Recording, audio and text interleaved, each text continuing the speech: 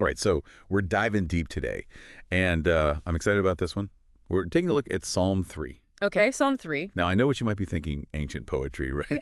Like, what's that got to do with, my life today? Right. But stick with me here, because this psalm, it's really all about these, like, universal human experiences, Mm. like facing enemies, feeling completely overwhelmed, and that deep need, that search for strength. It's really relatable, even though it's, thousands of years old. Oh, absolutely, yeah. And I think beyond just like the personal level, though, Psalm 3 also gives us this really fascinating look into how people of faith, how they saw God's role, like in their daily lives. It's almost like we get this little peek into ancient religious beliefs and Yeah, practices. that's a great point. Yeah. So let's jump right in, okay? Yeah. Those opening lines. O Lord, how many are my foes?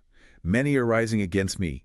Many are saying of my soul, there is no salvation for him in God. Whoa! Right, like right off the bat, there's some heavy like fear and doubt. The psalmist is even questioning whether God can save him. It's intense. It's raw, yeah, for sure. And I think to really grasp like the the intensity of it all, it helps to think about the world that the psalmist was living in. Kings, nations, they were constantly under threat back then. So this whole language of enemies, battles, it was likely reflecting, that reality that was all around them. So like it makes you wonder, right? What kind of situation was this psalmist in? Was it a literal army at their doorstep, or is it more about, those personal battles that we all kind of face in our lives? Yeah, it's a great question. And then there's that word, that Selah, right? It just pops up. Yeah. Scholars still debate its meaning. Like, was it a musical cue? Was it a moment, a pause for reflection? Whatever it was, it just adds this layer of mystery, right? It's like this depth to the psalm. It's like we're supposed to like stop and just let those words sink in. Hmm. But then we hit verse 3, and the whole tone changes. Suddenly it's like, "But you, O Lord, are a shield about me, my glory and the lifter of my head." Talk about a shift, right? Right. Like that's the beauty of the Psalms, though. They take us on this journey, and it really reflects, I think, that very human experience of, starting in lament and moving towards praise. It's that process of like wrestling with doubt and then finding this way to reaffirm your faith, even when things are tough, even in the middle of hardship. Yeah. And I love that image in verse 5. It says, "I lay down and slept. I woke again, for the Lord sustained me." So picture this. He's surrounded by enemies, right? And he's sleeping peacefully. It's like he's found this incredible inner peace, this calmness in the middle of all this chaos. It's a Yeah. powerful image. Right. And it could be literal sleep. Maybe it's symbolizing this complete trust in God's protection. But it also could be like metaphorical, representing just a state of mental and spiritual peace, even when everything around you is falling apart.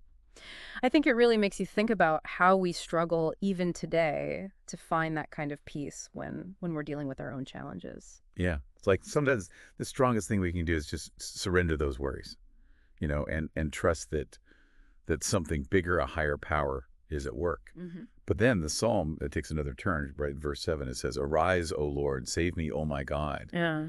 There's this urgency now, like a direct plea for help. Yeah. And that's a common thread that you see in a lot of different faiths, this idea of directly calling out, to a higher power and asking for intervention. I think it speaks to that very basic human need to believe that we're not alone in our struggles. Right, right. And then there's this shift towards like justice in those final verses. The psalmist talks about God striking the wicked, breaking their teeth. It's pretty intense imagery. It is, yeah. It definitely shows the ancient world's view of justice, which was, it was often more about retribution than what we might consider just today. But it's important to remember that even with this strong language, the psalm ends with a blessing. It says, "Salvation belongs to the Lord, your blessing be on your people." So even amidst these, calls for justice, there's this underlying message of hope and assurance. Wow. Okay, so we've been on this emotional roller coaster with Psalm 3. We've seen fear, doubt, confidence, this amazing peace, a desperate cry for help, and then ultimately the sense of hope. It's pretty amazing how a text, this old can still speak to us today. What really stands out to you? I think for me it's the honesty. It doesn't try to hide those darker emotions, the Yeah. doubt, the struggle.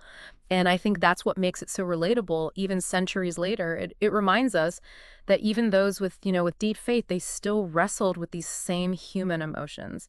So as you think about Psalm 3, I'd encourage you to think about this.